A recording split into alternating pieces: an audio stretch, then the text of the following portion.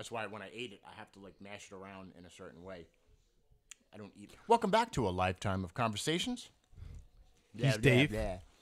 And I'm Okay, so basically what we're doing today, we're gonna try some miracle fruit. It's a fruit that basically binds onto the taste buds of your mouth, and it negates all the sour and bitter flavors and makes everything taste really sweet. Yeah, All right, I didn't know we were doing it today for the podcast. I know. Which is great. I No, sprung it's it on awesome. you. I wanted to get the scientific name because they call it miracle fruit, but I don't know what it's actually called. And being the kind of person that you are, I was almost afraid that I'm like, of course he tried it already. No, Because you're the kind of person that would definitely do that first. Okay, so let's eat a lemon. Wait, Let's eat a lemon. Yeah, hold on, let me eat it. Because it surprisingly just tastes like a normal berry. It does. It tastes like a normal berry. Right, so now right. eat a lemon. All right, I'm going with a lemon here.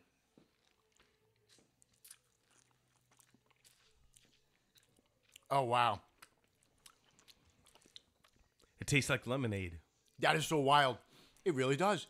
It tastes like you made lemonade in a slice of lemon. Yeah. Wow. And it's still slightly sour, but not to the point of what you would normally feel like if you bit into a lemon. You're not going to cringe your face. And it almost, does it enhance the sweetness? Because it's like you poured sugar all over it. It enhances the sweetness, so let's see. All right. Now. So lemon. Yeah. A strawberry. Now, this is a crappy strawberry from a local supermarket. Yeah. Well, you eat the reddest part. It's fine. Yeah.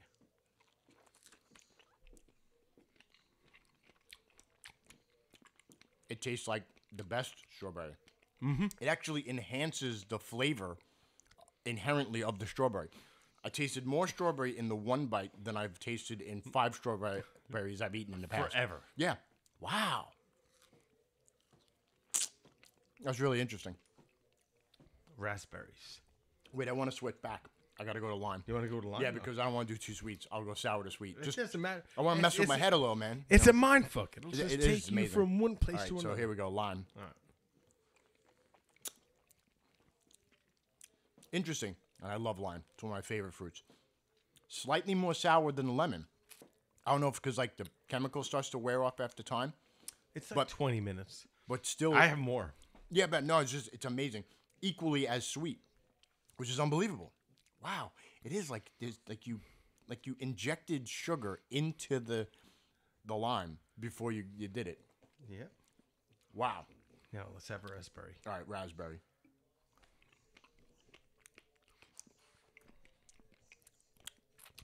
Yeah, It kind of tastes like a normal raspberry. but stronger. But like the best Stronger. raspberry you've ever had. The best raspberry. That's Right. why. That's why I put 2 of And them. oddly enough, on that one, I got I don't want to say burning, but a tingling sensation on my tongue when I ate it. That was weird. I got a tingling sensation on my lips. Do you? No, mine it's on, I have to say the tip of my tongue. But I think it matters, like if you ate a bunch of berries, you would be able to coat more of your mouth with the chemical. Again, I watched a bunch of stuff on this, but I never did a deep dive into like what the chemical is, how it actually works.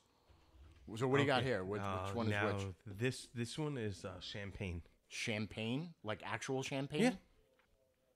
Okay. Oh, yeah.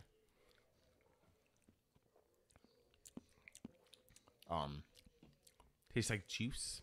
Tastes like good, mild. It doesn't taste alcoholic, actually. It actually. No, it doesn't. All right. It's funny. It takes away the alcohol. Actually, it tastes like bubbly wine, which I know that's pretty much what champagne is, but much more so. Wow, it's interesting. Now this is nasty. Yeah. What kind of vinegar is it? Apple cider vinegar. Apple cider, the worst of all the vinegars. The worst of all of Good them. to cook with. Not something you want to drink.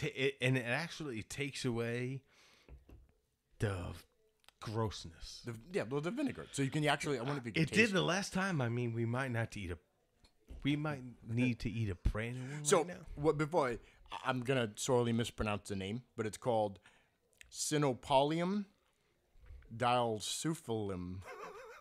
I brutally butchered I don't that speak that without phonetically understanding how that's said. Yeah, native to Africa. I've watched a ton of stuff on this. These things are fascinating. That's funny. A little tiny berry. All right, It ready? still tastes gross. Does it? Wait. I'm not drinking the whole thing. You're insane. I wanted to sip it. Okay. Now, when you sip it, now I've sipped vinegar. Because sometimes when you cook, you need to know what it tastes like to know what kind of flavor profile you want. But if you try to sip vinegar without the berry, it would be hard to taste it. I can actually taste the creaminess of the apple cider in the vinegar. Like if you drank straight up white vinegar, it would taste like vinegar, but no, you don't taste the flavor. You took too much. You're a better man than me. You have to like roll it around your tongue to get the mix. I'm gonna try it again. Yeah, it's funny. It's bubbly. It makes the whole mouth tingle, but it doesn't. It's not foul to me when you sip it. Not when you do it as a tequila shot on a Saturday night. Maybe if it was the first thing you tasted when it was fresh on your tongue. For our non-viewing audience, he just like downshotted the whole thing. So, and this is was it cocktail sauce? No, it's tomato juice. Tomato juice? Yeah. Maybe sweeter. Much sweeter. I hate tomato juice. Like I'll drink a Bloody Mary. Like that tastes like soup. Yeah, like almost like Campbell's. Yes, like Campbell's soup. It kind of does, but I think that's because it enhances the sweet flavor. You know, I mean, tomatoes are fruits to begin with, so they're inherently sweet, but also acidic. It's really interesting because, I mean, it's so funny because all week I'm like, I bet that this guy ate miracle fruit because he's a science guy. When I ask him, he's like, "Of course I ate." You know, I have to be honest. That would be science lazy. I read, watched, like a whole bunch of stuff on it, seen the people do this stuff, and I was like, fucking fascinating. I love that, right? And then just got science lazy, and I was like, I could have ordered them, and I didn't. Like, actually, I have on order now from a place in Jersey, kangaroo burgers. Mm-hmm. $16 for some kangaroo burgers. I want to know what kangaroo tastes like. Yeah, and it's like. You just get the shit shipped to you. So, like, it's like certain things I won't be lazy about. But they're hopping good. I hope. I'm curious. But that's really interesting. Oh, okay, man. Do you know what the cool thing is? All week I was, like, worried. I'm like, of course. My science friend ate. Yeah. I know about them, but never experienced them. But that's the best part. Now you can put, like, experience and you know, but if a lot of people don't know about this podcast, I can't ask you if you have them because it would ruin. It kind of kills it. Yeah, it ruins. And I'm not gonna fake it. We're not fakers. I can't fake anything. Like if I've never had this, I've never had this. This was totally real. I know all about them. Yeah, which is cool because now these are the baseline stuff. So we had a lemon, we had a strawberry, and then we went to lime, took some raspberry. Did the champagne, the vinegar, and then tomato juice, right? Mm-hmm. Like those are the baselines because you always go with the highly sour, highly acidic, you know, so that it proves the point of the berry. Yeah, like if you eat it's like cottage cheese tastes like cheesecake. Really? Okay, so I would have never thought to go dairy. Like honestly, everything I've ever seen, and this would be the experiment that actually could last a lifetime. Because there's so many foods and flavors, and I mean, you have baselines, you know, the acidics, the salts, the sugar, the savories, and all that. But every single thing has its own inherent, so it would enhance it. It's amazing. I think, from what I hear, I want more lime. Yeah, it wears off though. Yeah, 20 minutes. Most I've seen was 15 or 20. Good. But that was one berry. Now, imagine for anybody who's never seen these, I highly suggest you look it up. You can buy them on fucking Amazon for like $12. You could buy the tree for like $30. Which, you know what's just funny? Now that you said that, I'm going to go buy my dad the fucking tree and just have him grow it. Because the man grows everything. Doesn't matter what it is, he's like, grow it. Oh, but your dad would love this. Just for this purpose. Like, I tried to look into when I was watching stuff about, like, what would be, I maybe understand the evolutionary reaction in the past, but it would be kind of like backwards. Like you wouldn't want to eat something that made something bad taste good. because you might die back in the day, right? Let's go back 200 years. If right? you ate something like that, These was berries poisonous. taste delicious, right? Yeah, but they're poisonous, but normally they taste bad, which generally is the case with poisoning, right? That's a generally. great point. I never thought This of is that what before. when I looked it up, I think that's why I got sidetracked, because I'm sitting here trying to understand. Nowadays, it's a gimmick. It's fun. We have no purpose for this, unless I would love to hear a real purpose, like someone who buys these and uses them for something specific. But then we don't also know the long-term effects of it. I looked it up, and they said that if you eat it all the time, it's not really going to do anything bad to you. Like, does it have diminishing effects? Does your body Not really come up with a resistance? Like, these are from Africa, so even if you we eat lots of stuff from all across the world. Like, fucking, there's no pineapples here, but they're delicious, right? Dave, how many years did we drink like cough medicine? Stuff that tasted bad. Yeah, and they disguised and it had alcohol back then. Yeah, they disguised it with shit that tasted bad. Right. And we dealt with it. I honestly don't think that was a forefront. I mean, of it, do but we it was have to probably have helpful. something called miracle fruit that makes it taste like a miracle? But they call it that only because I think, in the sense that, like, if you ask the people in Africa, it's probably part of their diet in some way, or now maybe it makes things that are not normally palatable. So if you cook with it, or if you eat them before and then have food, the food you're eating is nutritious, but it tastes bad. Yeah, right? but you can't eat it all the time. I mean, I looked it up, and of course, everything has long-term effects. But it was one berry. That would in relation, so everybody understands. This berry was like the size of your pinky nail. Okay. Yes, it is, wasn't exactly. even like a strawberry. Now I'm holding the strawberry, which is about the equivalent of Eat that shit. 7 of those miracle fruits. So, like, the idea, like, if you ate one, I don't think that's going to do a whole lot. Yeah. You know what's funny? You know what it reminds me of? Here's something fun from our past. It reminds me of going strawberry picking in Long Island in August and getting that really red, ripe strawberry right off the vine as you're walking through and eating it. And it was so good. That is the literal exact memory I have when I eat it. But I've never gotten that memory before eating a strawberry. I don't know if it's because I'm thinking about it, but... Do you know what I think happens? They take Science. strawberries that are not ripe, they're not perfect, and they pick them just to sell them for money. So they give you, like...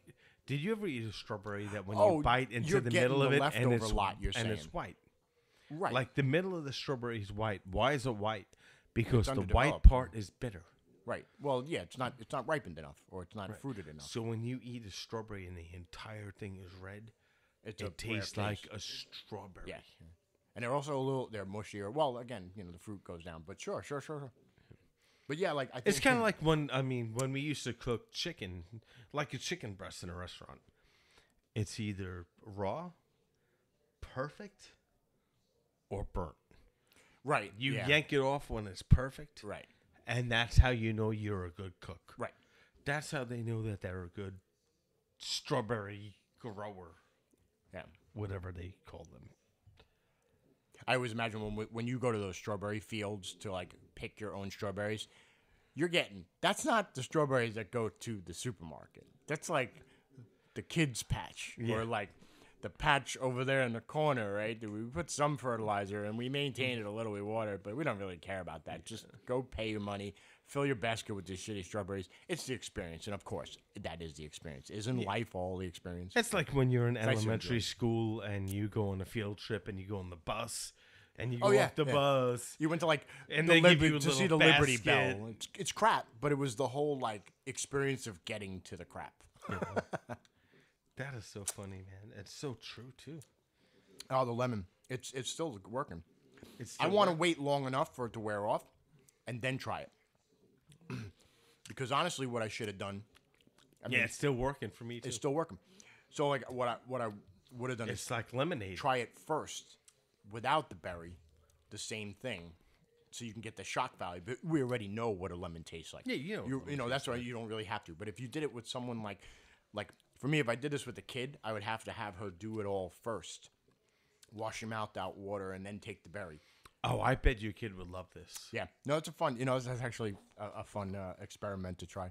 Because once your mind is changed, you're like, all right, what the fuck is going on? Honestly, what this does to me is be like, I would eat one or two and then just go to the fridge and be like, what can I eat? Yeah. Like, you just, at that point, your entire fridge that was mundane and normal before just became I don't know, like a food adventure land. Yeah. And you're just like, ooh, what does raw egg taste like? And we'll be in I know. I opened my fridge and fucking Willy Wonka's Miracle Fruit Factory spilled out, and I'm like. But the thing about the miracle fruit, it takes food that tastes bitter, sweet.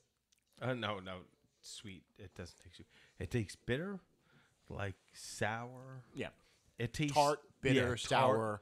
And it adds sugar to that. Yeah, and it almost it doesn't reverse, but it diminishes the effect greatly enough to notice. And most people, taste buds are super sensitive. I mean, you have millions of them on your tongue, and like that whole they debunked the whole back in the day thing. When we were in high school or even middle school, they would give us the health class, and they'd be like, salt is on this part of your tongue. Yeah. Sugar is on this part of your tongue. And the bitters in the back. And the bitters, of your tongue. and that was all fucking horseshit. Yeah.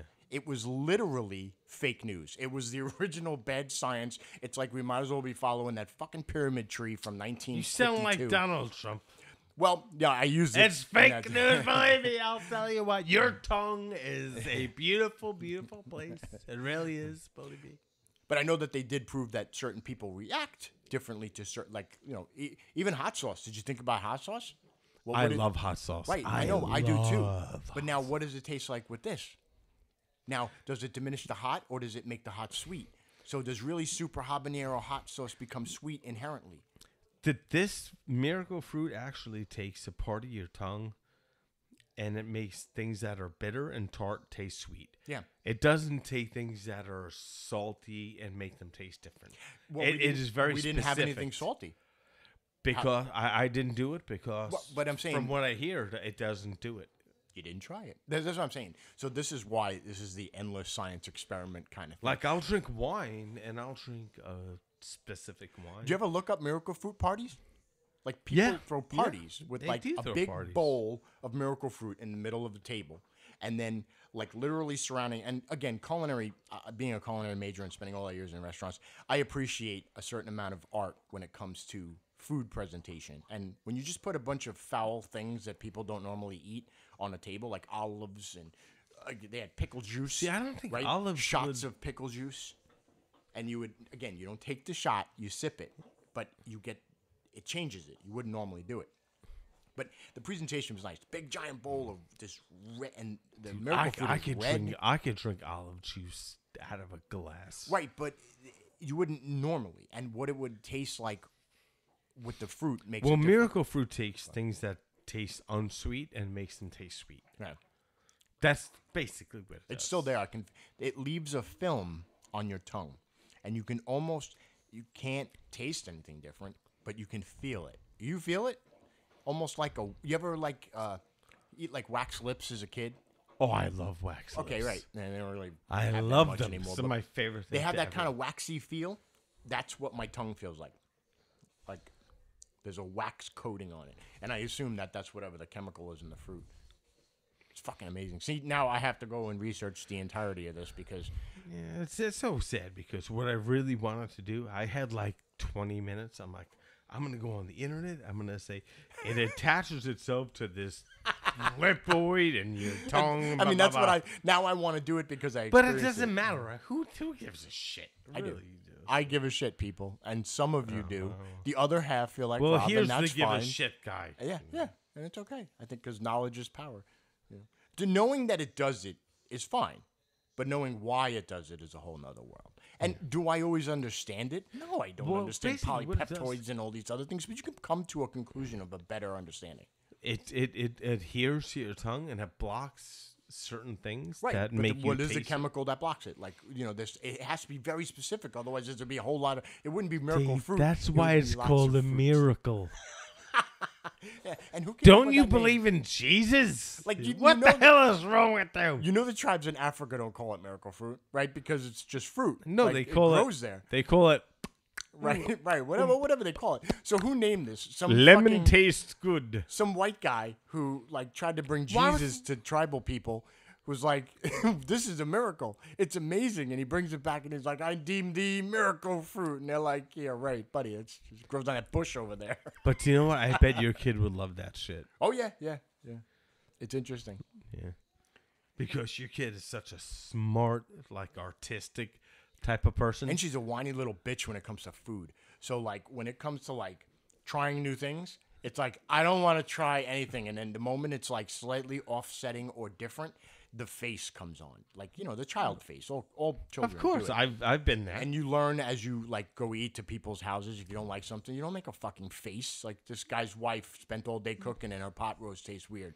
Just fucking eat the pot roast, man. Don't make a face, right? But I want to see her eat it thinking there's going to be a face, but no face is made. Like that's wow, this is good. right. Like wow, that actually did something like that.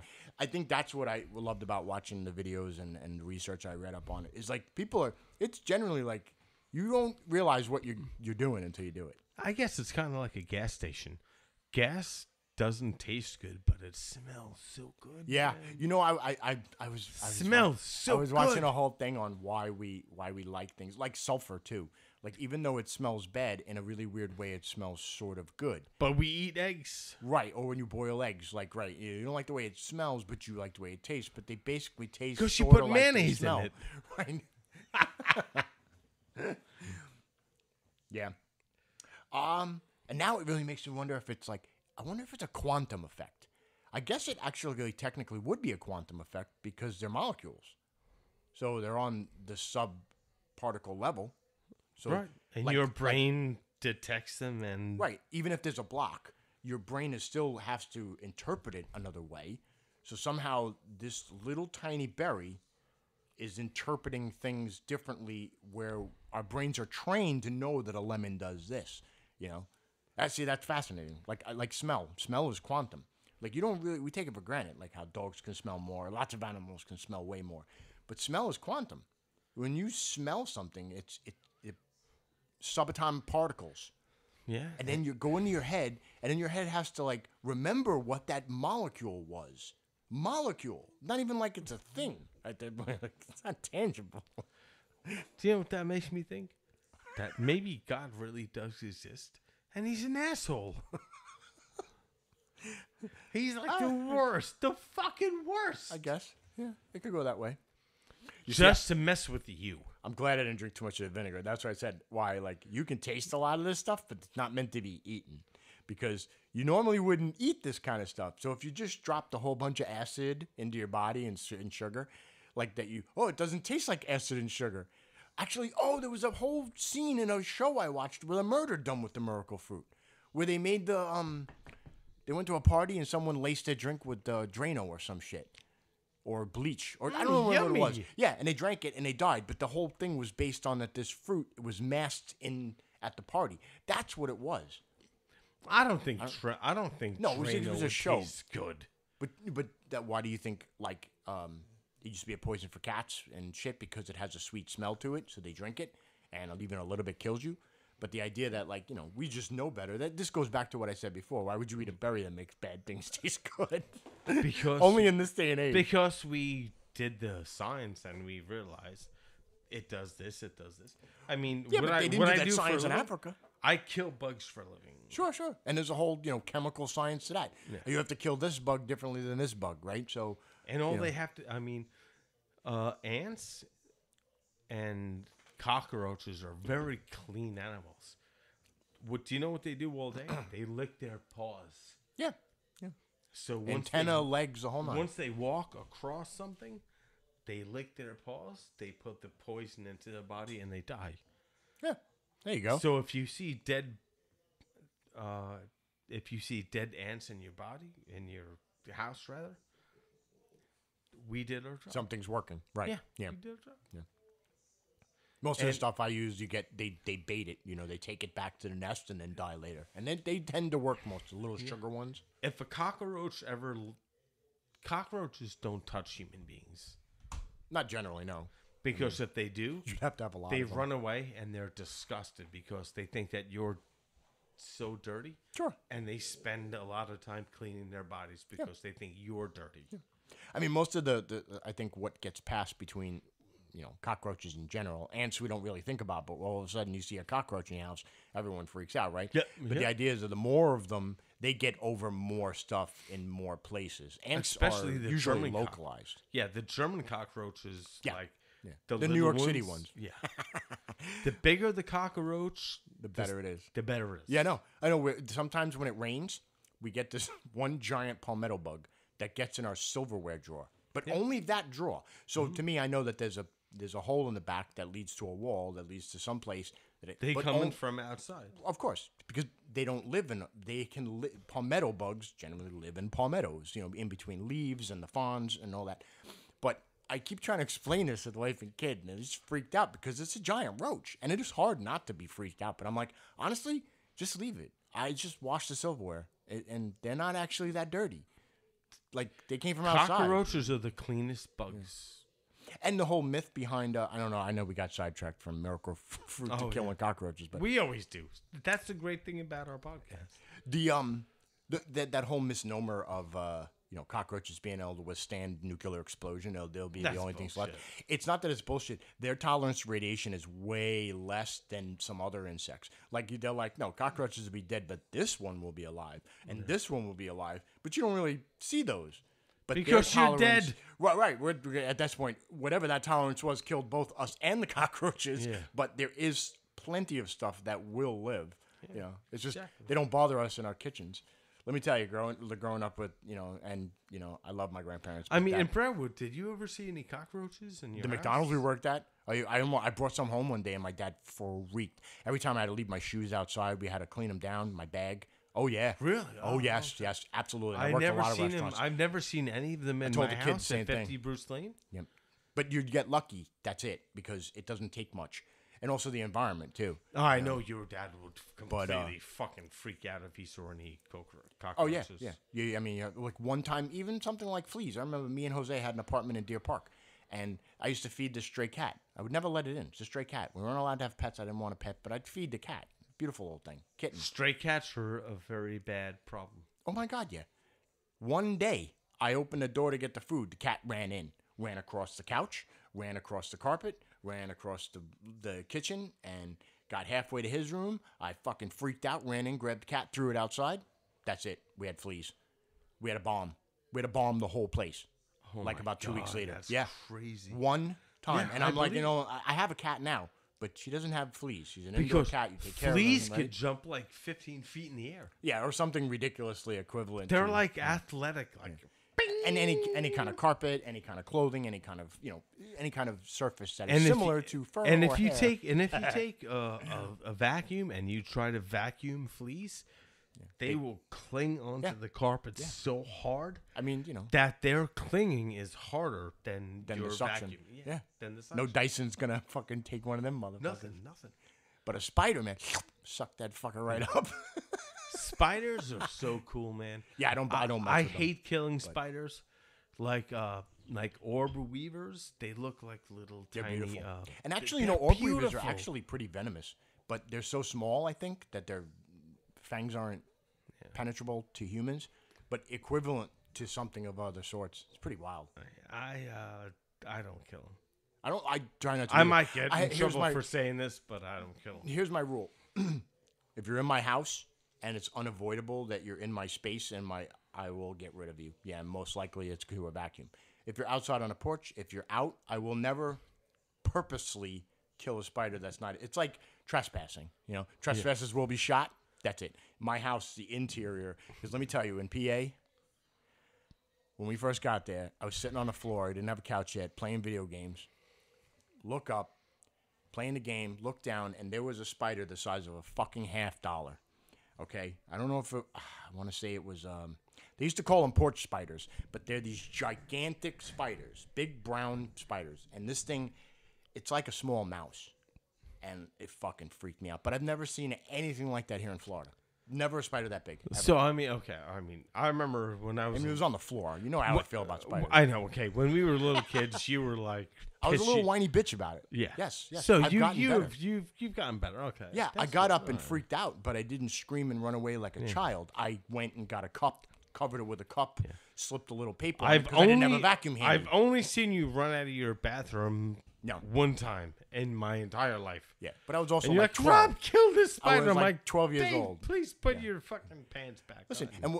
and I always chalk it up. I fully admit it at every point because everyone has things they're afraid of. But to me, it's not irrational to be afraid of spiders. It's just not necessary.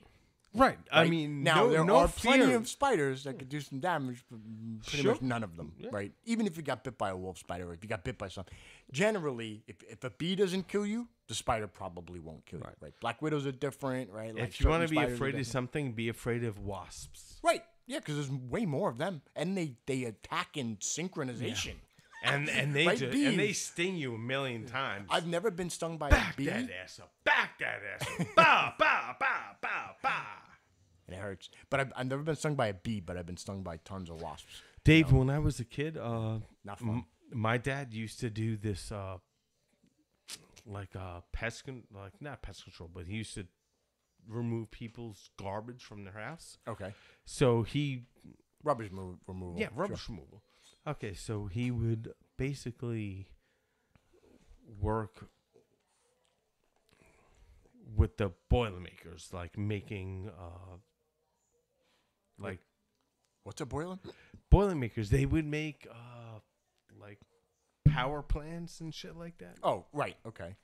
So he would get laid off, and him and my uncles would put a thing in the penny saver. R&M, Robert McCarthy, L&M, Louis Martinez, and what was my uncle? L&M, Louis Martin, Okay. Eleanor, Louis Rayano, and they would like contact each other. Dad, this person wants me to do this. This person wants me to do this. So the people that were bidding against each other had no idea that the three people were all family. Right.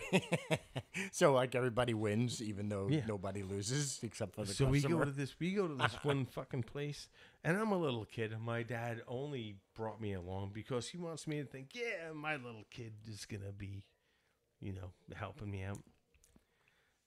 So the homeowner and my dad lift up like a 4-quart whatever milk crate. Right. All of a sudden, they start running their asses off. The swarm. I got stung by like 500 bees. Really? Yeah. Even a large amount can kill someone who's not allergic to them. I was a little kid. They ran their asses Were off. they bees? Yes. Like the stingers left in some? Because they don't always Yep. leave the stinger in, but most of the time they do. Yep, they were bees. Wow. It So actually it rips out their intestines. Yeah. Yeah, it's pretty gross. Anyway. So my dad and this dude were like standing on the outside, like with their fingers gripped inside the gate, watching me screaming my ass off. Yeah. And it's hard to run away from them. Like they just follow you. I was like 8 years old. You can, I've seen cases where people even jump in water, go underwater, And the they bees wait for them. Yeah. And The you're like, bees wait for That's them. fucking dedication, man. And not for nothing. And it's rare that bees will even sting someone. Like what'd you do? Because You upset because the nest. bees know that they're gonna die. Right. Well, I don't even know if It's if a it would be that suicide specific. mission. Most insects are like drones. Their whole life is a suicide mission. Like but the idea that like you had to really piss off some bees to get them to attack you. Like really piss All them right. off. So what happened? My dad and this dude finished the job. I went inside the house. The What guys. did they do for you? Like someone try to help you? So what happened was the guy's wife put me on the counter, sat me next to the sink, picked all these Ooh, all the stingers out of me, Woo! and somehow she had like all these like do you know the pops where like you cut the top off and it had like the green, the blue, like bomb pops or like popsicle stick? otter pops or whatever they were A called. popsicle stick. Yeah. Yes. And I was just eating one after the other. Oh, and the actual popsicle. Yeah, sure. And she was pulling the sticks out of me. Yeah. And I was crying. I never heard that story. That's pretty traumatizing. And I stopped. And then eventually the job was over. My dad drove me home. We went back to my house. You get paid This is how fucking stupid my dad My is. dad would have paid me extra. I want some hazard pay. We went back to my house. And I can't wait to tell my mom. Don't tell your mother about this. Because you know my mom. Yeah. She would have. But how do you not? Wouldn't you see like Because- giant welty stings all over your face and arms and legs? Because when I went home, my mom was in the pool with my sister Jeannie, and she almost drowned. So she saved my sister somehow. Oh, so the saving of the sister's life trumped the stinging of the Robert's Yeah, it was life. like a zero-sum game. Got it. I got it. No, Like- that was perfectly explained. Yeah. All right, I'm taking a sip of coffee. Now, I drink my coffee hazelnut cream and hazelnut coffee, so I'm really curious what this is going to taste like. Don't ruin coffee for me, fucking miracle fruit. I used to go on Okay, jobs. it tastes exactly the same. Actually, does? it took away the sweetness, and I taste more coffee. Yeah, this lasts only like 20 That's weird. minutes. I was still trying to come back to this miracle fruit thing. Now, do you think if you had miracle fruit, it would make the stings hurt less? No. No, I was... Dude, I'll tell you what, man. I was panicked. Yeah. I mean... That's They ran with it. I mean, I don't like to use this word, but they abandoned me. I was just gonna say, somebody gets hurt or a kid's gonna get run over by a car. People go to save them. You know, like, people get attacked by bees. Everybody runs away. Like, Yeah. nobody runs to you. I was then you're a screaming. part of it.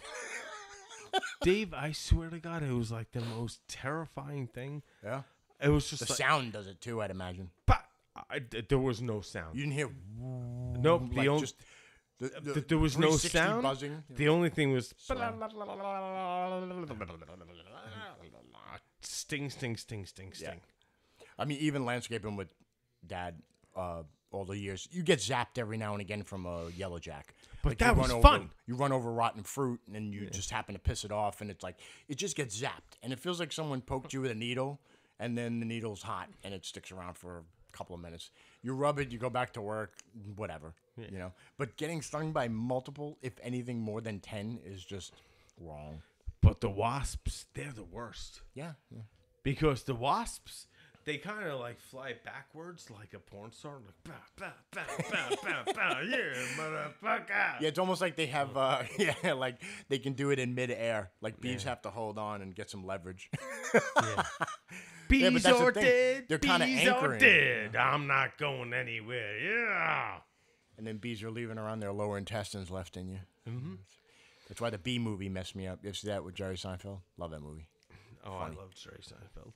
But they made that movie, the bee movie, and it's bees in the hive. But it's hysterical because I'm not allowed to watch that movie because my boss thinks I'll quit. trying to save the bees.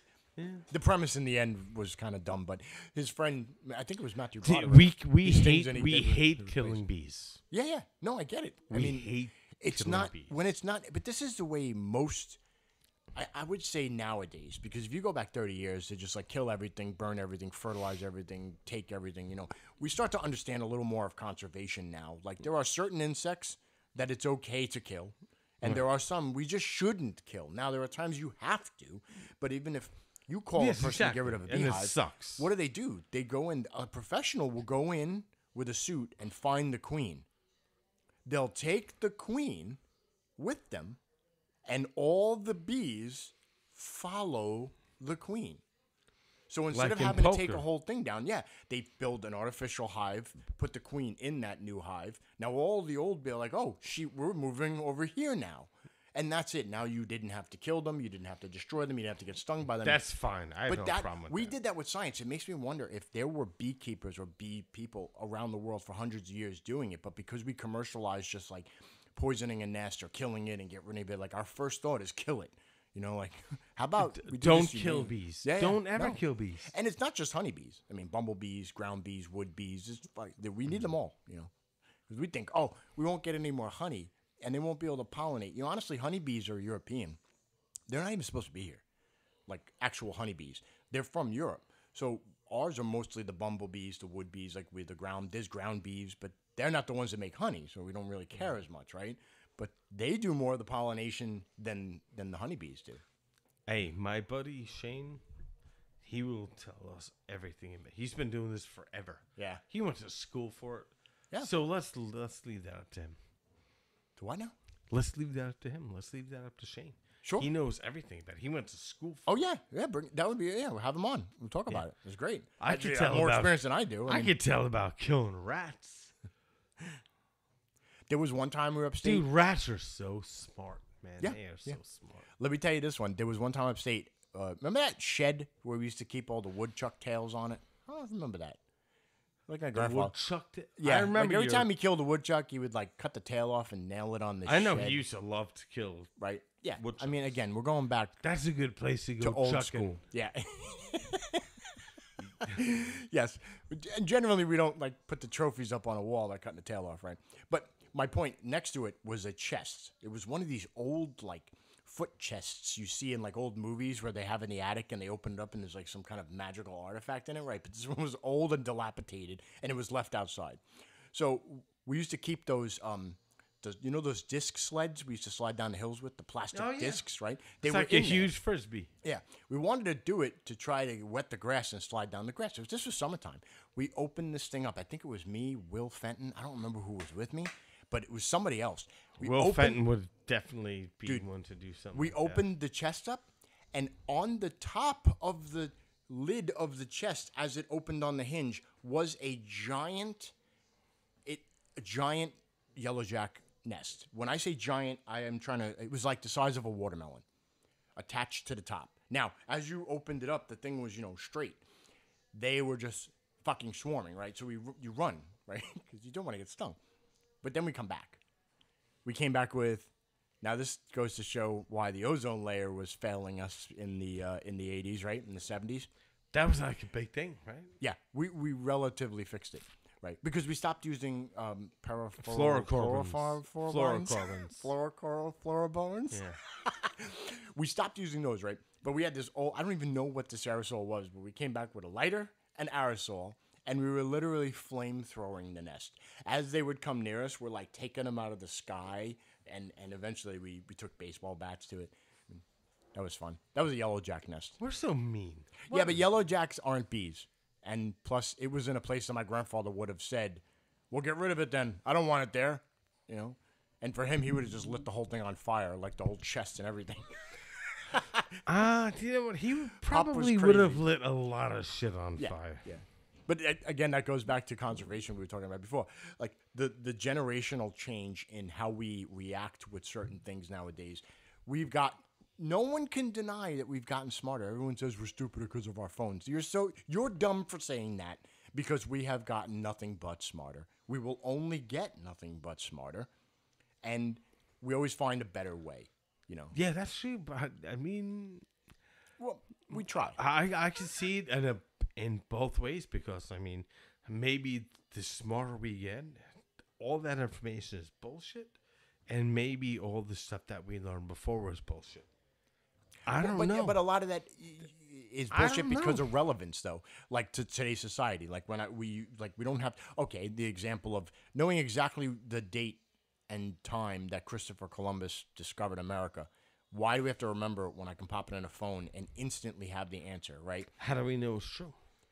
Because all right, you have to look at it as like 92%. Not true. No, I'm saying, but mostly 92 to 95% of most of that stuff is historically accurate because it's been repeated so many times that that's the answer, right? Of course, that things get things wrong, but my point is that it was common knowledge because you have no other way to look it up back in the day without a book, right, or someone telling you. But now you always have someone telling you in your pocket. So the idea, I think, how we learn and how we get smarter just. It's evolution. It's a form of evolution that we But can't. where does the information come from? It comes from us. It always has. It doesn't come from me. Yes, it did. In some shape, way, or form. The internet and all of the world's knowledge comes from everyone. So, yes, doesn't mean that everyone is right or wrong, but there's a majority. we have to agree. But anyway, we're not going to tangent too far off. The miracle fruit was awesome.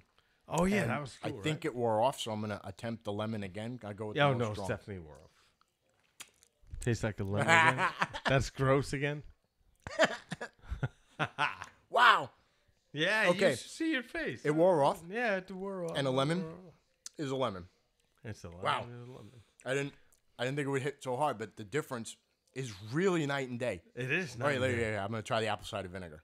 No, I definitely would not drink that. I told you. Oh my God. That's disgusting.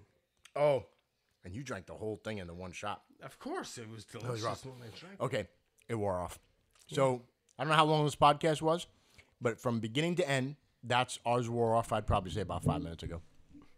Anyways, we don't generally keep track of these podcasts. We just go until we decide we should shut the hell up, which is probably coming soon. I think we should shut the hell up. We'll see you later. Dave, definitely show your kid because, I mean, no, I'll your order. kid is so smart. I'll just order. I think she would definitely See, now love that. what I would like to do is now get her to come on the podcast and do the same exact thing. Do you know, I was hoping... We could do our own miracle fruit podcast stuff, because you don't have to see us. You can imagine. And then one day you're going to get the miracle fruit yourself. You're going to get the itch and you're going to go buy some and be like, this shit was amazing. I don't need to. I'll just get it from my boss's house. I get it for free. Now you buy it. It's not But that expensive. I was really hoping that Chris would come today, but I didn't. Oh, you should have told me. I mean, I would have. We'll plan it. Like I said, maybe we'll make it a thing. For special guests, we'll do a simple setup, and we have to find the ones that have never actually tried it, because otherwise the experience is And not your the kid same. has a great mind, so she would be a good guest anyway. Oh, yeah. Right. Oh, yeah. All right, everybody. Well, thanks for listening to A Lifetime of Conversations. We appreciate it, and we'll catch you next time. It was sweet. It was tart. You broke my heart. Woman. Yeah. Don't worry, Granny.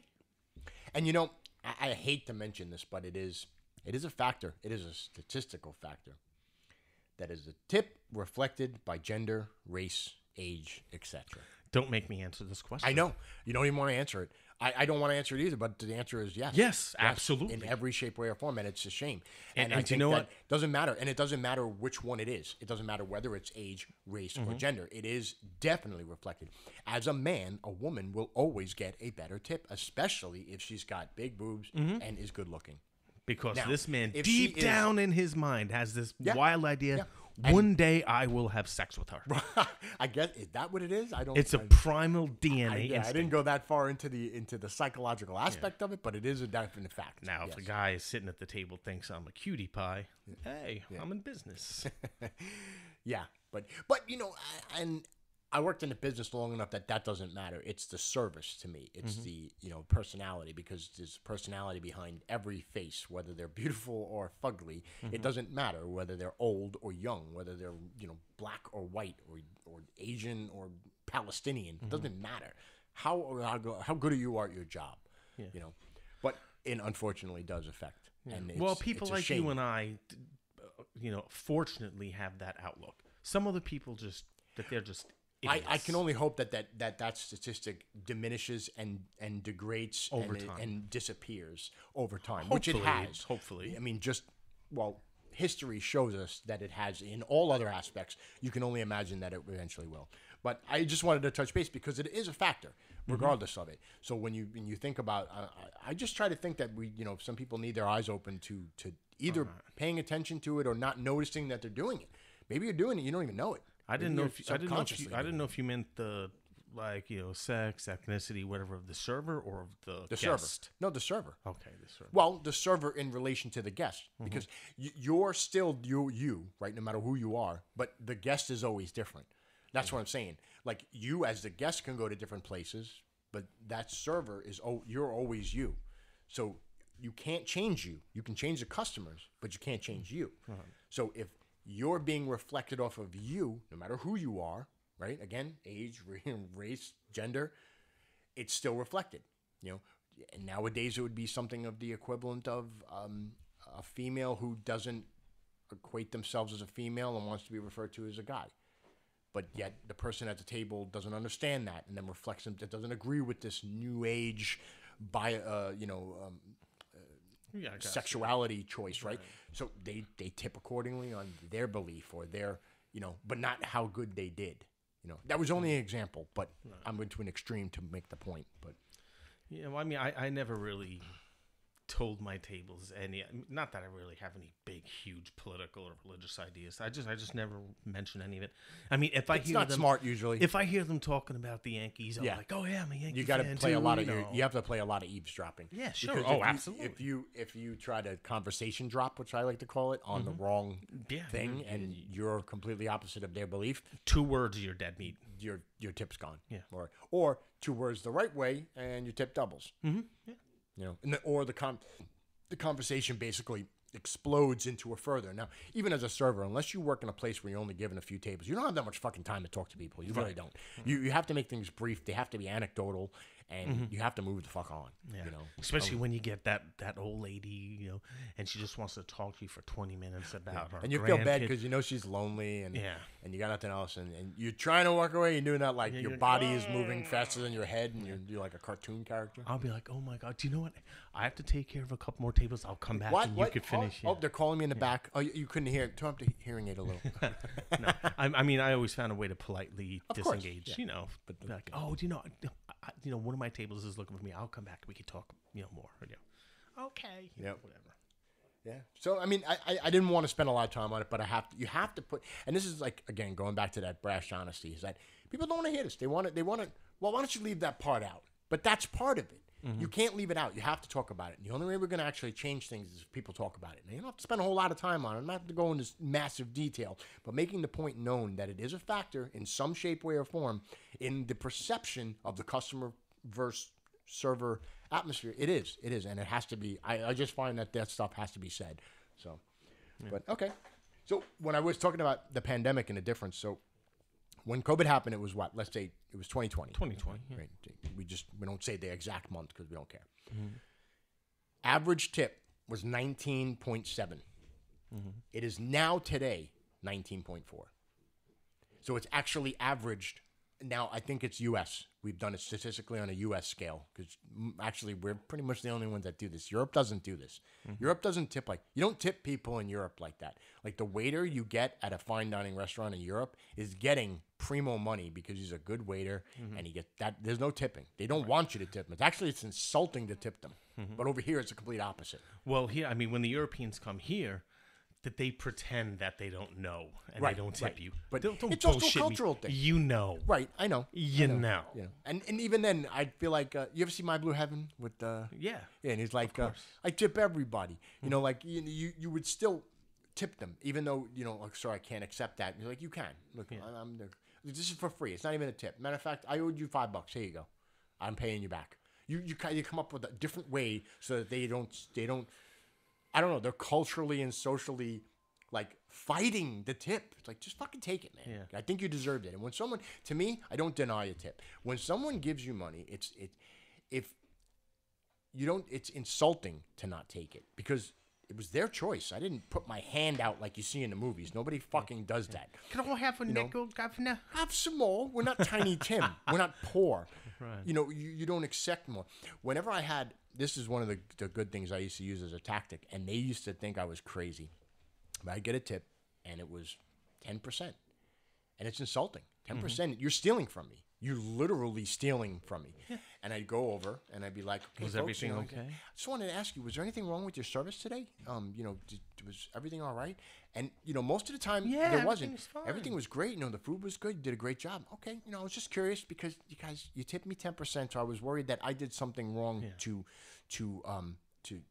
deserve this. Right. Because it's, I felt like I really tried to make your night a good night. Right. I have to tell you, 89 to 92% of the time, they made up that money. Yeah. There was extra money left. Because you weren't attacking them or blaming them. I was questioning my own integrity. Your own, right. Yeah. But no, I was blaming you. It's your fault. Yeah, you were Give blaming me more them. Fucking money, you cheap piece of shit. Yeah. Or you're ignorant. Now, it's very possible you are just absolutely ignorant and don't understand gratuity. Yeah. Which is fair. So what I did was I informed you in a really slyly coercive New York kind of slick way. Yeah. But you got to see the other servers. They would be like, I can't believe you said that to him. I said, what? You can't believe I questioned my own service? It was like a condescending, sarcastic. Yeah. But I never said it with way. a smile. You say it politely. It has to be, and honestly, like with your eyebrows raised, like you're concerned. Yeah. Exactly. And honestly, I was. So there's not a lot of subterfuge there. I was concerned because if there was something, then at least I would be able to fix it, and then it gives them the chance to explain themselves. But when that person has no explanation, what's left? You're just a cheap fuck. Yeah, and they're all looking at each other like, yeah. Someone's looking to make up the difference because now it's not just you or whoever paid the bill. You all look like fucking cheap fucks. Yeah. Okay. And I'll tell you, it worked a lot, and I had to use it a lot because it was bad how little people would tip. But it was a great tactic. I figure if anybody wants to try it, you're more than welcome. I'd like to know how it goes nowadays. People are a little more vocally. Oh my God, I used to show like they'll record your ass real quick on a phone. There were no cell phones back then. See, when I worked at this other job, there was this kid. He was new. So I was teaching them all like my little tricks, the kid comes up and he's like, "These people's bill was $74. They gave me $100. I mean, I didn't ask them if they need change. I'm like, this is what you do. You bring them the change anyway. No, I go. Oh, you just ignore them until they ask for it. Nope. Oh. I go to the table and I say, they give me $100. I'm like, folks, excuse me, I'm gonna have to go find my manager because I don't have change. He's gonna have to get me change for this. And they'll either say, oh, okay, no problem, I'll wait, or no, that's for you. Keep it. Yeah. Boom. Yeah. You get that's your answer right there. See, that's a good trick. Yeah. It's and subtle. the kid's name was Moore, and he looked at me. He's like, "You're a genius." Yeah. But the little things that people don't realize, I've always been a big fan of. It's never what you say. It's always how you say it. Yeah. Because I could literally insult you to your face, and do you you would need never change? know it. Do I need change? No, I'm going to give you a $90 tip. Yeah. Well, yeah, there's a difference between a $10 bill with $100, but and a $90 bill and $100. I hope you're putting more on a $100 bill with 10. I don't like being axed. Because even $10 at a $90 bill and a $100 bill is only 10%. And I've worked at places that are like, if the bill is like whatever and 49 cents, give them the 51 cents. If it's over 50 cents, don't. Yeah, you're always over. Yeah. That's just petty. round. And then how many years people thought you just doubled the tax? Whoa, No, you don't fucking understand how anything works. Yeah. That's not true at all. No, it's not true. Okay, not even close. When you think about Florida having no state tax, so I mean, and what state has lower tax? And that's not how it works. No, man, you fucking crazy for double tax. $2.84. So I get $4. The bill was what? No, that's why we had to start putting it on screens to explain to people what these things were. Actually, when you hit 20%, you don't even know what 20% is until you hit it. Then it reflects on your screen. Mm-hmm. So, like, most people don't even know the difference. They wouldn't be able to compensate. I couldn't even really do it. Like $7.37. What's 20%? Mm-hmm. I can give an average in my head, but I don't actually know what it is. Like, I can't do that math. I can't do any math. But when people hit it, and then they see it, and they go, oh. And the next time, they're like, ooh, 18. Yeah. 18. and I've worked in places where it would say on the actual physical check, 15%, 18%, 20%. And it tells you the number. Yeah, but that's before tax. Right. A lot of people just tip with the total and the tax. So I would rip that piece off of the bill. And usually when people tips 20, or they would tip 20% of the whole damn thing. Yeah. I had an old gratuity, with tables of 8 or more. Mm-hmm. Absolutely. There's no way I'm turning down an 8-top, number one. Mm-hmm. Bigger check average, more money. And if the gratuity is added, bigger check average. Yeah. Because now the tip is directly reflecting off of the food and the booze I sell you. Mm-hmm. Right? And you generally get a tip on top. Generally. I'd say 52%, depending on how good you are, right? You can't really, it's probably half and half. You never really know. But on the paper, you'd give them the gratuities there, and if you circle it, right, and cover it up a little bit, you see, thank you so much. You guys were wonderful. And then you hand it to them, and they tipped you extra. And you ever get busted doing that? I got questioned, but you played off as ignorant. And I was young. I was 19. Yeah. You got to imagine, when you're young, you push the limits. You try to push all the buttons. Of course we did. We all have. There's none of us could say we didn't, but... I learned that I didn't have to use that as a tactic. Right. I learned that I could just be a better waiter. I could just do better. Right.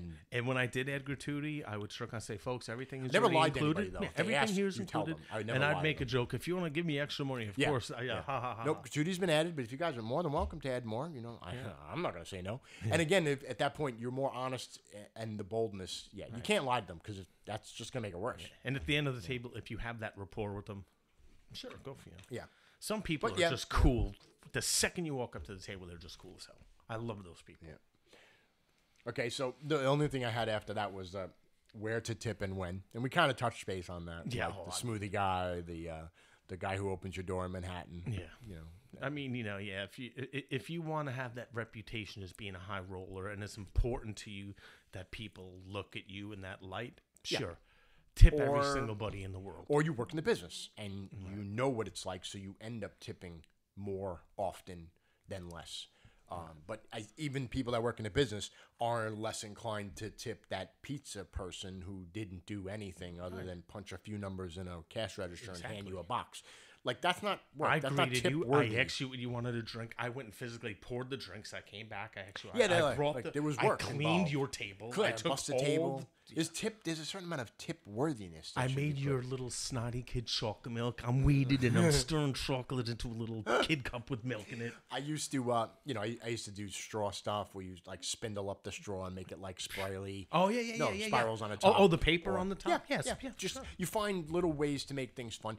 Kids sit at a table. You take all the steak knives away. Yeah, You push the silverware further out. How many parents, and this is long before, fucking decades before I had a child, that they would go, I really appreciate you doing that. Yeah. And you realize that, I don't want your kid stabbing anybody because I know that they're a little kid and they're going to throw everything on the floor anyway. Yeah, and if they take get all a steak, the sugar caddies and move everything out of the way because the first thing they're going to grab is whatever they get their hands on. Right, and they dump it over. But if the kid gets a steak, I'll say, and you know what, Mom? I'm going to have the chef cut the steak up so so you don't have to do it. You could eat your food when it comes. You don't have to cut your kid's steak. That's even further. I've never seen a kid get a steak, but okay. Yeah. That's a good one. I've just never actually came across that. Honestly, I'm trying to think about it. Or like if I've a ever kid seen a child get a steak. If a kid is like, "Can I have another soda?" I'll be like, "That's that's fine with me. It's up to Mom. Mom, can you have another soda?" Yeah. Because sometimes Mom doesn't want the kid drinking two sodas. That's when we used to think. That is also a false time when we thought that sugar made kids hyper. It's a total false fact. It doesn't. It doesn't do anything different than it does anyone else. A child is automatically hyper. Yeah, they are. Adults are automatically mellow, and the sugar makes no difference. It really doesn't. Like scientifically and physically, it makes no difference. But we thought that, and I think we thought it because kids are rambunctious. They're children. They're like a puppy. Puppies don't get sugar and soda, and they're maniacs, and they're fucking insane, right? So I mean, it doesn't really matter whether it's that puppy or your 4-year-old. They're gonna do crazy shit they're not supposed to. And the mother dog is supposed to stop them from wandering off, and the mother of the human is supposed to stop them from throwing all the fucking shit on the floor. It's a shame mothers and fathers don't parent their children. Not at a restaurant though, because I think that's automatically part of the I paid for this seat, right? I paid for this night off. I don't have to clean. I don't have to do. I know, but you don't have to educate your child how to behave in public. Courtesy, yeah. There's a certain amount of etiquette that is lost, but that goes right back to the salad fork thing, man. I mean, when I was a kid, I wouldn't. If I took the sugar caddy and flipped it upside down, my no mom way. would have smacked me in There's the no way. Hell yeah. And I would have had to clean it up myself personally. Yeah, absolutely. And then apologize to the waitress. Yeah. Oh yeah, absolutely. Yeah. And I think that's what the difference is that we were grown into it. The understanding of respect of no matter who that person was, like there shouldn't, and then this goes back to like I said, the gender, the race, the age. It doesn't matter who they are. It just matters that you disrespected another person who has to do something. Understand, put yourself in their shoes. Which goes back to picking strawberries and everybody working in the restaurant. Yeah. Yeah, I mean, there are certain things that we can't force everybody. It's like, okay, you have to wait tables for a year, you have to work on a farm for a year, and you have to be an eye surgeon for a year. I'm like, what? I think talk about the blind. I think the latter is a little more dangerous, but yes, I understand your point. I mean, but there are certain things we all should have to do, like service or work. Sure. Yeah. What do you think? What happens if you don't make your tips? Like, who do you complain to if you don't make your tips? Can you complain to your manager and be like, I didn't make enough tips today. I can't do this. What do I do? Or what happens if you complain to your manager that you didn't make enough and they have to make up the difference on? Is this something that happens frequently with this server? Or this server does a dynamite job and then All one right, I think the manager would know that by that point anyway. But I mean, if somebody's always making money and one day they do poorly, they're not going to say anything to anybody. Like, yeah, I had a bad day. Right. Most people would. Now, let's say you do. Let's say you piss and moan, you throw a big, let's say, tantrum about this person gets a better section than me and blah, blah, blah, blah. What do they do? Like, what does the management do? It depends on the management.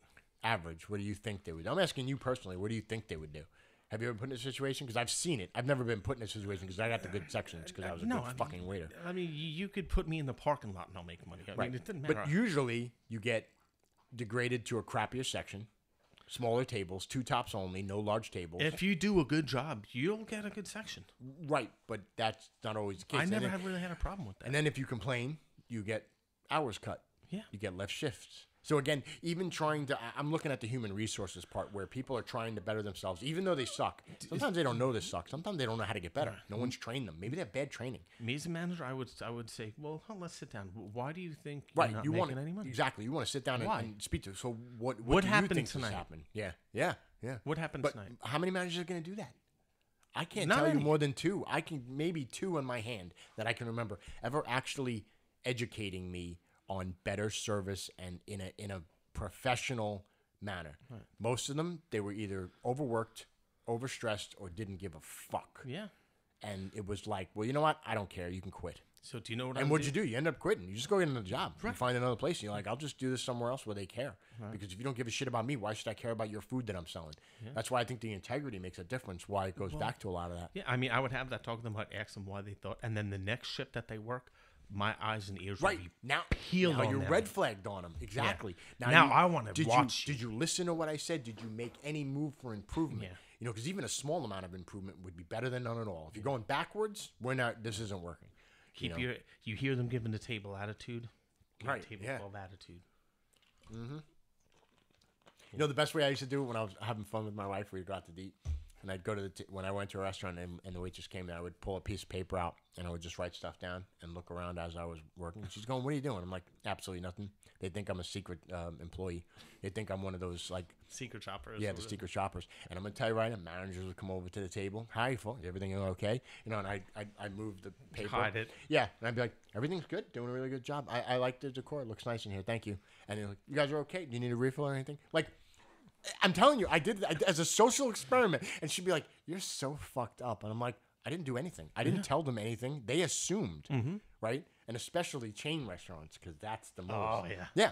Private establishments, then the guy at the local bar, you don't give a fuck. Yeah. There's nobody coming in to secret shopper your shit. Yeah. He's like, order your fucking beer and wings and get the fuck out. I don't care. Our chef makes such good food, you can't even get a reservation in this place. Right, in next other month. places like that. They fear food critics, but that's a whole different story. I'm just talking about crap. Oh, like but I'm real gonna tell you, food it used to work for I'd say a few years, about 3-4 years, and it was fun. Like I'd make a joke, and I was writing on stuff like "Fuck you, babe. I'm getting better service than you." Right, and I'd show it to her, and she'd be like, "You're a dick." Like, well, nobody else saw it. Now just tell me you're a social media influencer. Right? Yeah.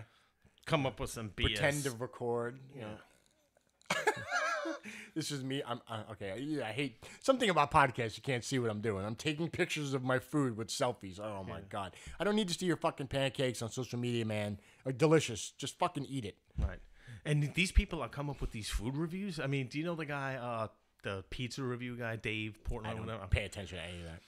I mean, a lot of these people are like, look at this bread. Look at this. It has this and this in it. I'll give it a 5.6. Like, where do you get that number? Okay. Who are you? I mean, describe the bread. Is it right. doughy? You just put Is a number. It soft? Yeah. I mean, use your words. Yeah. Like a fucking adult, like a person.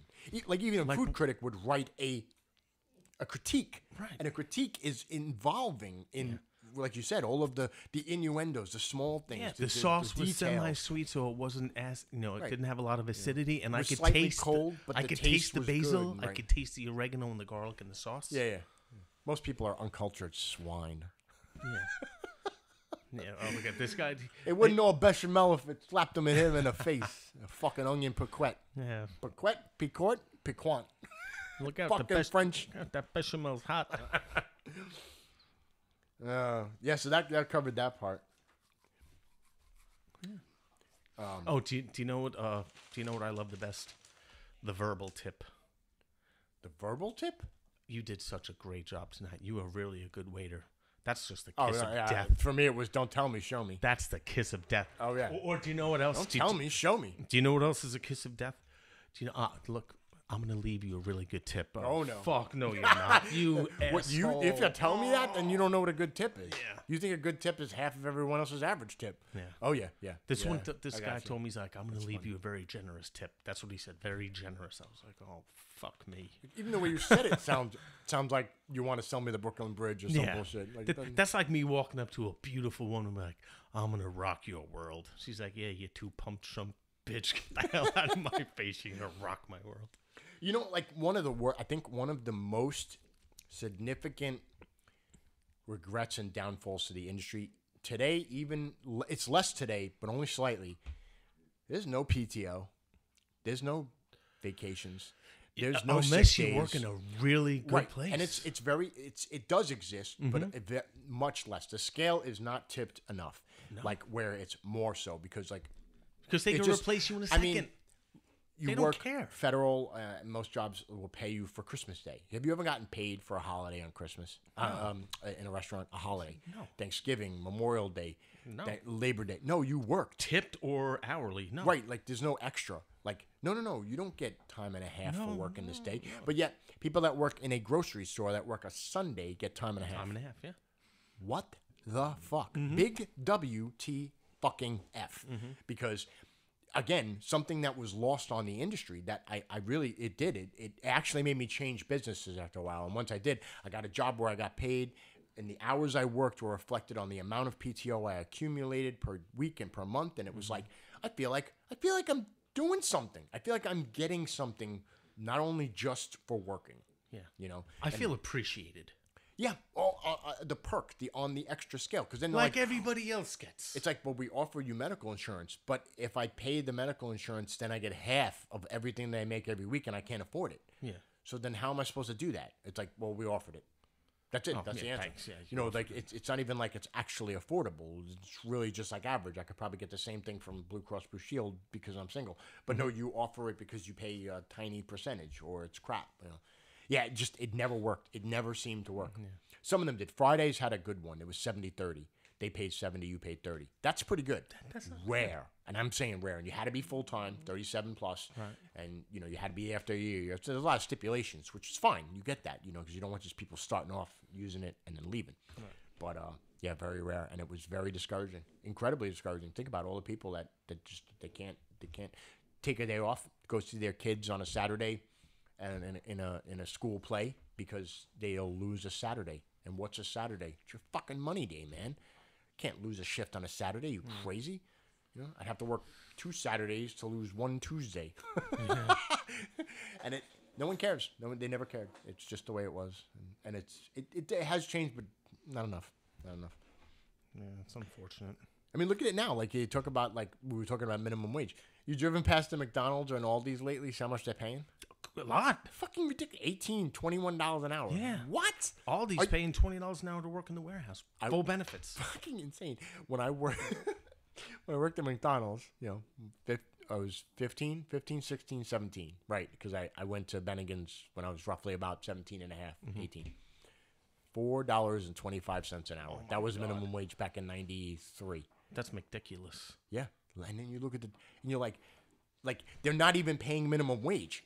Like that's how bad that this industry has gotten, is the fact that after COVID, you can't even pay them $8 an hour. Even if it's more than minimum wage at $7.25, you can't pay them that because no one's going to work that. No one's going to do that. That's asinine. So we have to not only can't pay you $15 because they'll just do that somewhere else for a lot less work. Nope, we'll have to pay you $18, $20 an hour because it's the only incentive you can get for people to do it. Shit work, man. It sucks. But the money kind of will draw you, at least those people, back in. Hey, $18 an hour? Yeah. And McDonald's can fucking afford it. It's not like they can't. Would you like fries with that? Yeah. So that's all I got to say about that. Yeah. Oh, here's a really good one. And it's a little risque. And, you know, that's not going to stop me. Do you think the service industry has a higher rate of sexual harassment, drug use, alcoholism, or any other demeaning factors of society? Yes. Yeah, there's no way to say it doesn't.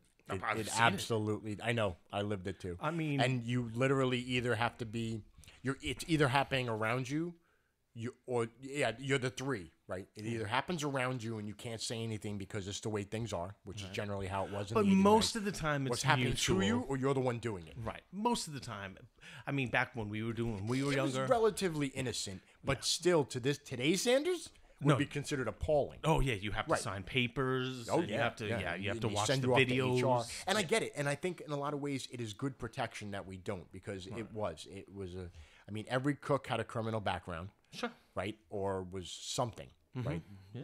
Drug addled or records or something. Yeah. For the most part. You can't say everyone. And when the restaurant closed, everybody went to someone's house or something, and everybody was or smoking you went weed to and another bar that was open, and then they gave. It was always something like that. Yeah, and I would usually go for 5 minutes and then leave because I don't drink. You get hooked up because you're in the biz. Right, you know. In the biz night or something. Yeah, and it's just the things I've seen people say to women and waitresses and thinking that they own them, that it's right. And I like to think that I was part of the future, the forthcoming thinking that none of that is right. No one should be spoken to that way. I got sexually harassed when I was at Perkins. You mean not Denny's? Oh yeah, not Denny's. It don't matter. Is that place actually, even in this was a business different anymore? one, and it doesn't matter. I was the manager, and one of the waitresses, she grabbed my ass, and I was married. One of the waitresses? Yeah, right on the line, in front of other people. And I turned to her, and I was like, "What are you doing?" I said, "Are you insane?" I said, "And you're a manager? You're coming to the office." Yeah, and I brought the female manager into the office, and I wrote her up for sexual harassment. And she's going, "I don't understand why it's such a big deal." Now, this is the girl saying it. It's almost always the opposite. Of course. And then people are like, "I don't know why you made a big deal." I don't know why you're not making it a big deal, because it can't be one-sided. It can't be they complain when guys harass them, but I'm a married man. I don't want you touching me. Matter of fact, I don't want anybody touching our life. Right. This is personal space. And when you grabbed my ass, you were testing the water. What are you going to do next? That's exactly what it was, because the first time she did it, now this wasn't the first time. The first time she did it, I had to let it go because she brushed up against me, right? Where it was like, you clear. Benefit of the doubt. Right.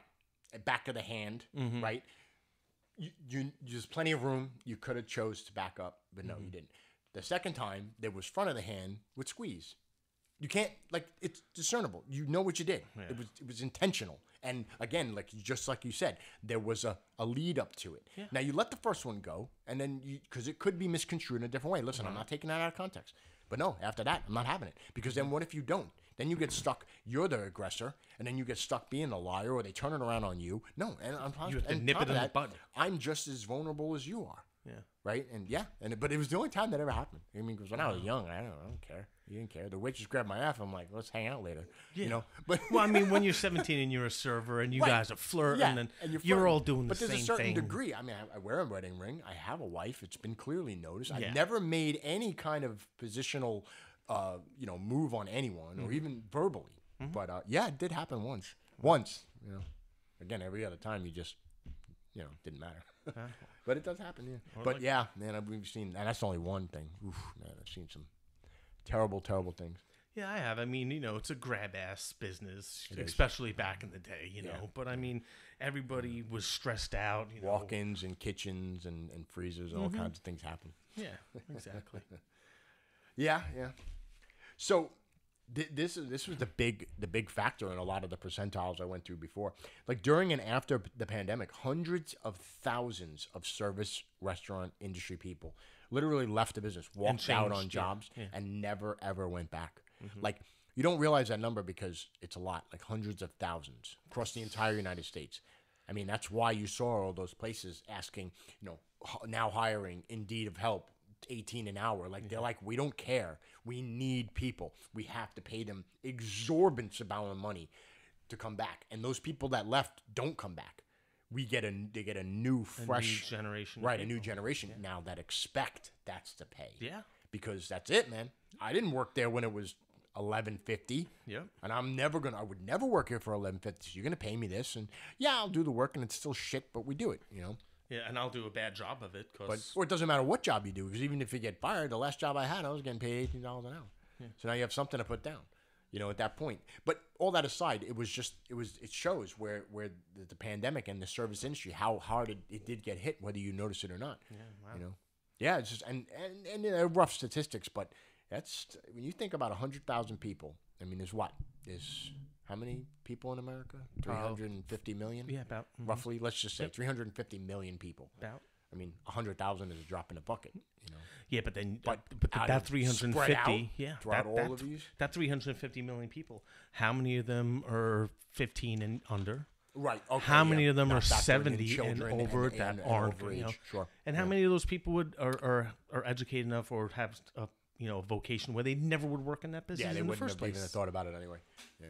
I mean, look what it did. DoorDash and Uber Eats and all those the delivery companies exploded. Yeah. I jumped on the bandwagon. I'll do that because I don't have to talk to anybody. I don't even half the time I just leave the food at your door, take a picture of it. And yeah, they send me a little ding, and then the money is right in my account, and I leave. Yeah. And it's like, that sounds good. I'll stand at the restaurant for 5 minutes, wait for that fucking DoorDash food because I don't have to deal with none of that stuff going on back there. You put it on a little shelf under the little A where the name is, and I take it and I leave. It's fucking great. Yep. Yeah. But you can see how it did it in itself. It deleted one and created another. That's why I think, like, no matter how we look at it, robots will never take our jobs. Something else will create and replace whatever is taken away. And the hardest part for those people is just not, like, accepting the fact that this is gone. There is that. You don't do that anymore. We do this. Yeah, but I want to know. Remember, I've done this before. No, we do this now. Yeah, but I know. Get out of here. Yeah. You don't. We do this, and that's how you change society. Yeah. All right. So, what do you think? What do you think the solution is? The solution to what? Like the general complaints. Like, okay, I mean, have you stayed in a restaurant for over 5 years? Yeah, once. Right. You had to think about it, and you only picked one.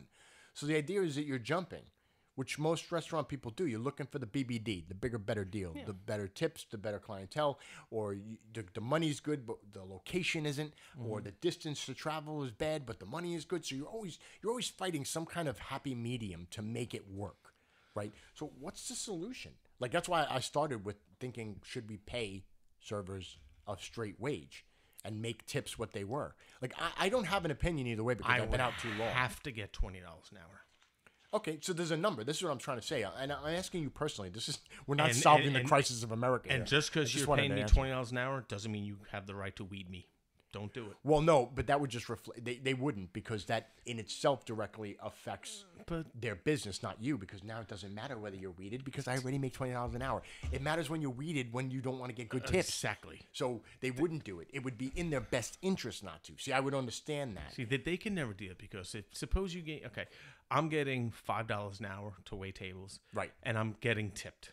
So I'm giving very good service at my table because I'm relying on their tip money. Right. If I'm getting paid $20, $25 an hour, I don't give a shit how good your service is. Well, but I'm getting $25 an hour anyway. But I think the restaurant owner or provider would care more because of the direct reflection of it on them, knowing that fact. But then people that never served, they would be like, wow, $25 an hour, they're not good at serving. Right, but then you base it off of experience. So you don't have to pay them 20, you pay them 17. And you say, because you're new, you know you have to learn our ways, and if you pass, I've been given tests when I worked at Carrabba's. They gave you a test. I get a test everywhere I work. Like a menu test and these like monthly tests, and sometimes you should know what the fuck you're doing. You should know what's going on, what the wine is, or what's available, or things like that. Make people work for it. It's not just to go to work, slap on an apron, and write some stuff down on a pen. They don't even do that anymore. They use fucking tablets. So yeah, a lot of places do. But I mean, if I know I'm going to make $160 hourly for a shift, yeah, I'll give okay service. I'm not going to bend over backwards and kiss their ass. Yeah, but if there's a tip added to it, like because your service is better than those that don't, that did exactly what you just said. That's what I said. Going back to what tips used to be. Gratuity, extra, gratification. Not like, we're not telling you to tip. We're saying if you feel that we did a better job and you feel like, I think you, again, gave that person a choice. I think they're more inclined. First we would have to experiment and see how does the general population respond to that. But experimenting Do they still with stuff tip? and they have been. And actually, With experiment, I mean just do it. And I was going to mention it. Are people still tipping? The states that did No. do away with it, and some restaurants change, a lot of them went back to tipping. Yeah. Because what ended up happening is they would hire people, and then those people would realize that they weren't making enough with places that made tips, and they would quit. 30 to 40% of the people they hired quit and left for a place with tips. So they actually reversed and switched back. So it's like we tried, and then it failed, and then it, and it's a difficult thing to test because who does it affect? It affects the business. Like not really the waiter. The waiter go gets another job. He doesn't care. But that guy, the pizza, the restaurant owner now has to make up for the lost money or make up for the game money or, training. Here's another good example, like teachers. Teachers don't get paid a lot of money. No. So why do they do it? Yeah, because, they're like the animal people because they love it or they love it. They love the children, and it's not about the money. It's about teaching. It's about the action. Okay, now suppose you tripled teachers' salaries. People that don't love children don't give a shit about education. They would become teachers. Yeah, like just you for the have money. Great grades, but you suck with people. You have the worst social skills. It's like, wow, it's great money. Yeah. So your great money and bad social skills are now rubbing off on my children. Yeah. Do you look? Yeah. This is your first That's grade. A good this point. is your first grade class. Do you love all these kids? Do you care about them? Yeah. Fuck them. I get $90 an hour. Ain't my fucking kids. Well, what about Larry? Which one is Larry? Is he the fat one that I think is gay? I mean, they don't care. No, that's the one with the bad hair that picks his nose all day. I thought his name was Stinky. Yeah, that's a good. I have to be honest. That's a good point. It's a rough point, but good and funny too. And I wasn't looking for an answer. I was just curious to what your solution might be. Because I mean, if there was a solution, we would have done it. Yeah. They would care more, but they don't. It's just, and they know the politicians and all the bureaucrats and legislations. You don't have to work you don't have to work in a restaurant. But you don't have to work at all. You could be homeless if you want. Right. I mean, like you don't have to do anything. There's a lot of things we don't have to do. Yeah. But that's the idea: is that we don't have to change just because you don't have to do this. Yeah. It's one thing if they're forcing you. Yeah, right now, we're surfing a fine line, and right now it works fairly well. Yeah. I don't see too many people. It hasn't crashed and burned too bad, so at this point we're just gonna keep going. Wherever I wait tables, I make sure I pick a pretty decent place, and I always make good money. Yeah. Yeah. So. But I think it's sad because my point with you don't want to do that. You want to work in one place so that you can get used to the food, get used to the employees, get used to the customers, and be able to have like paid time off and vacations and a real life. Because restaurant business is not a real life for most people. It's like the earth and the moon, right? We could live on the moon, but you can't go outside. You can't breathe fresh air. Yeah. There's no wind. There's no animals, right? But you can live. But it's a different life. Yeah. It doesn't change, just moon and earth, right?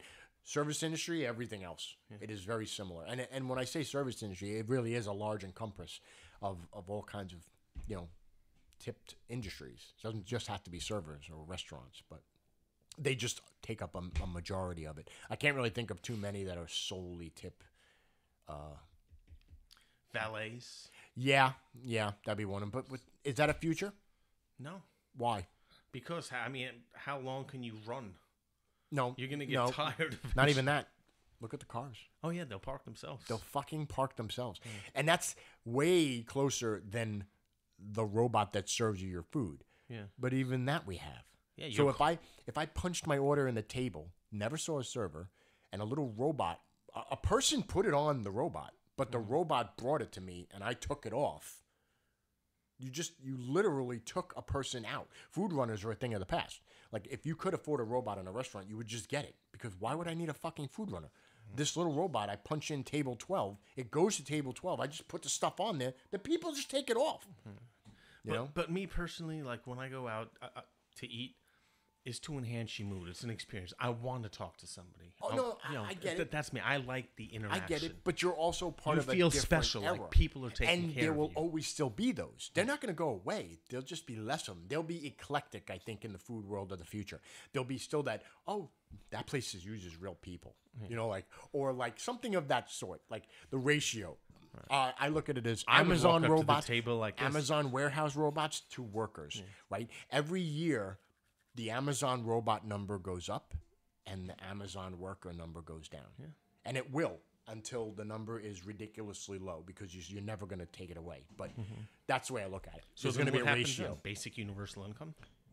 I can only hope. I mean, you know how much I think that is something that has to be done. But eventually, yeah. Yes, but all that aside, it's just the idea that there'll be a ratio. There will still be human-rated things. Like, how can a robot work in a food truck? No, it can't. But then again, you ever see the food truck that cooks pizza and the guy drives? It literally cooks the pizza in the truck as you drive to deliver the pizza. So there, you are the middleman. You cut out both ends, and you literally put yourself in a truck and drove around cooking and delivering pizzas. That's actually pretty cool. Right. When you think about it, like you have to, and it's extreme. It's not incredibly popular. Obviously, these are going to be locational, but there are solutions. I mean, Japan had one of the first automated McDonald's, and it was almost a decade ago, where it was literally 3 people worked there. All they needed was a person to fill up the machines, and it just spits out the food and sends them out, and they pay. And in Japan, they pay with everything with credit cards. I mean, credit card fees are a thing. I don't even understand why we're still fucking paying. Why do credit card fees go up when everything we do with nowadays is credit card related? It should be going down. It should. That should be eliminated because before it was like a luxury to have a credit card. Now it's a goddamn necessity. Yeah. So the idea of actually, if I use cash and then like the cash to credit at gas stations, and my kid was asking me the other day, why is it less? I'm like, because it's like they don't have to pay the credit card fee, which is stupid. Why are they paying a credit card fee? The credit card company is getting the money already. And the computers don't. No human being is getting paid a salary to do this.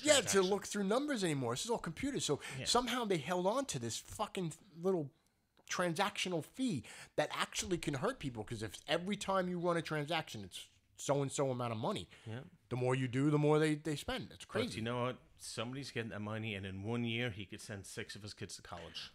Fucking motherfucker. Right? Yeah. So, you know. And that's it. I kind of ran through. I mean, I went through, So the only question I had left was, do you think future automation and robotics will shift or alter the industry? I kind of touched on it, but I was curious what your thoughts were. I think it'll of course affect. Because I don't know how much you follow. I mean, there are literal restaurants where they cook like wok, like they saute, stir fry, and there's no people. There's chutes and food and saute pans, and the little robot sautés, stir fries the food, puts it in a container, gets sent out hot, delicious, and seasoned, and you pay $7 for it. And no one touched anything. There was no person anywhere.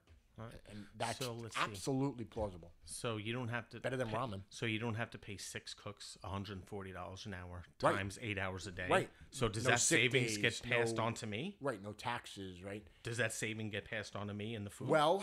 Or do I pay the same amount? In a way, it depends. I would say that, yes, they would reflect the savings, but... In the beginning, we couldn't, because robotics is expensive now until it becomes commercialized, just like everything else. The first cell phone, the first electric car, the first of anything that rich people own before the general public get it, because it's super expensive. But now we made a whole bunch of them. So now it's less. So now we all benefit, but the benefit is still small in comparison. It's like medicine. Like if you develop a medicine, the first pill costs you $180 million to make. Right. The next one costs you 2.5 cents. Right. Because it took that long to create the thing, to get it perfect, to get it testing, all the trials and blah, blah, blah. Right. So then everything after is, and they're making up for it. Sure. That's a good example. Very good. Yeah. And I think it's very similar in a way with all technology, not just robotics. But I would love to see the day that I could walk into a fully I want to taste what the robot made.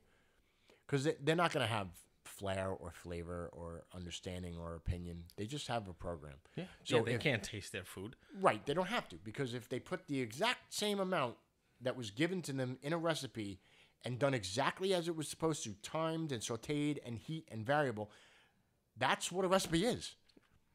But then again, there are intangibles. Like you as a person, suppose you're cooking and you're like, yeah, you need to make a chicken Caesar salad. You go into your, you ran out or whatever, you pick up a piece of chicken and you're like, no, this is no good. This is bad. It smells, it's slimy, I'm going to throw it out. The machine doesn't know that. Hey, but it would be working off a frozen product. Okay, but I mean, you could still have something pre-frozen product. Now, I don't want that's frozen. probably not, and that's a really good question. I never really thought about. Or what about a rotten vegetable? Or, yeah. Again, mostly frozen products, but that's a question for a lawyer in the future. But which there'll be some sort of, there will be some kind of legislation put behind it where we have to, because again, this is not how we used to do it. We do this now. So now you better have a new set of laws. You better have some new set of laws. It's going to be the same concept of the moon and space. And you get them all these new things because, we're changing. We're making change. You can't just do the last fucking 100 years worth of the same shit. So that's a good question. I never thought of that. And that's great. I'm glad I asked because I was curious. I mean, what if you want a steak? Steak this thick? Steak this thick?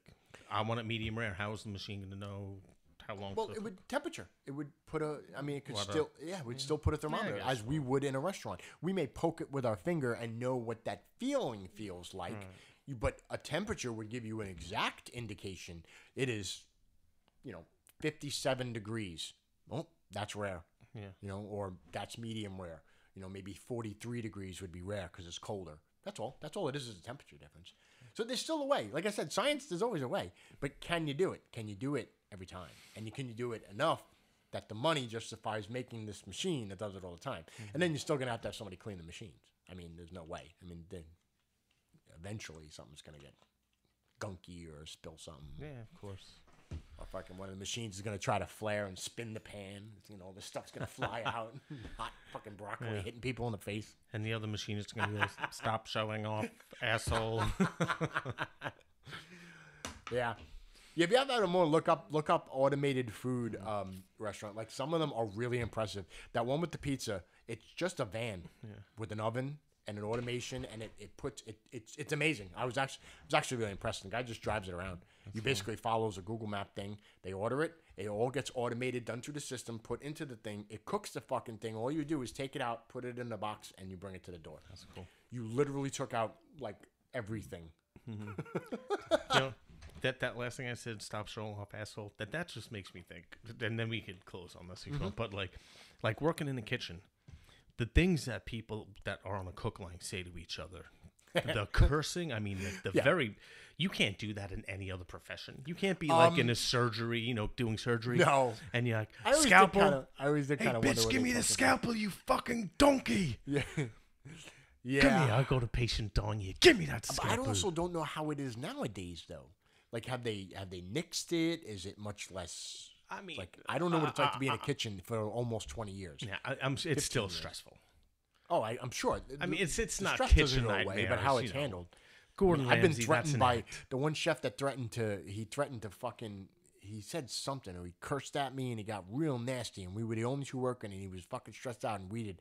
And I fucking took my apron off. I picked up a knife, and I was like, "You ever fucking say that? You say anything like that to me, I'll fucking stab you." Or you know what? Even better, I'll just leave. You want to do all this shit by yourself? And he just looked at me, and he was like, "No, I'm sorry, Dave. Just put the apron back on. Let's just finish. I apologize." You got to be humbled up at that point because it's stressful, and it is. And it's not like, don't think I don't understand. I see you fucking sweating all over the food and fucking huffing and puffing. I get it, you fat bastard. But don't talk to me like that, you piece of shit. Yeah. But it's funny because you wouldn't have said that 10 years before that. God, no. Dude, are you crazy? Can't say that to the chef. See, but not if he fucking talks to me like that. This guy used to work for Donald Trump. This was here in Florida. Oh, really? Mm-hmm. Yeah. I used to work for Trump at his place in Largo. He showed me pictures of him and Trump and gold, silver, and a whole nine. And I felt like turning around and be like, "You fucking tell that you'd say the same thing to Trump when you talk like that in his kitchen?" No. I fucking don't think so. Right? Just because you work here don't mean you can talk to people that way. But yeah, that was when the time I had to stand up for myself was. That's when I started standing up for myself. Like, those days are over. I dealt with those days when I was a kid and we got walked on in kitchens and beat up and abused and we used to burn each other and snap towels and I mean we can go on for days. Snapping We'd towels. poison each other's food. Not poison, but like put hot sauce in the straws and the drinks and Dude, I would take like a ramekin, like a plastic ramekin with a lid. And put it at the liquid bottom. smoke and just put the straw inside. So there was no soda, there was no tea, just straight liquid smoke. Yeah. That's why you get your own drinks. Yeah. Dude, I would get so mad. So that's not bad. I just wanted to touch base. It was something that I had watched a couple of, I watched a special and I did some research on the numbers and realizing it and just, I've been out of the business so long. When you spend so long in the business, you still think about it. Like, 'cause the memories don't go away. You can just remember how it was, but you know how. No, you mean the PTSD doesn't go away. Yeah, I guess it would. Honestly, it would be considered some sort of post-traumatic Oh, stress, my because I've been in God. kitchens where it was 137 degrees and we had to leave, heat exhaustion. I've seen guys pass out. Yeah. I've seen people get rushed to the hospital.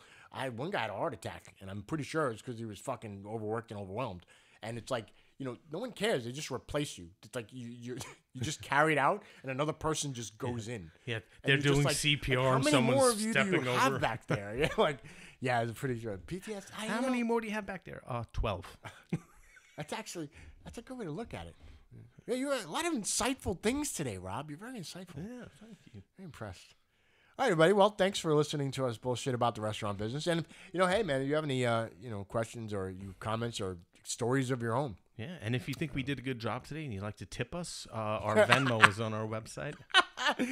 Oh man, I'm just curious. If you didn't tip us last time, was there something that we were doing that we could do better? Yeah, was our podcast not up to par? Yeah, I mean, and if it's not, we don't fucking care. Yeah, that's right. But thanks for listening. No. All right. All right, guys. Well, I hope you enjoyed it, and we'll see you next time. Later.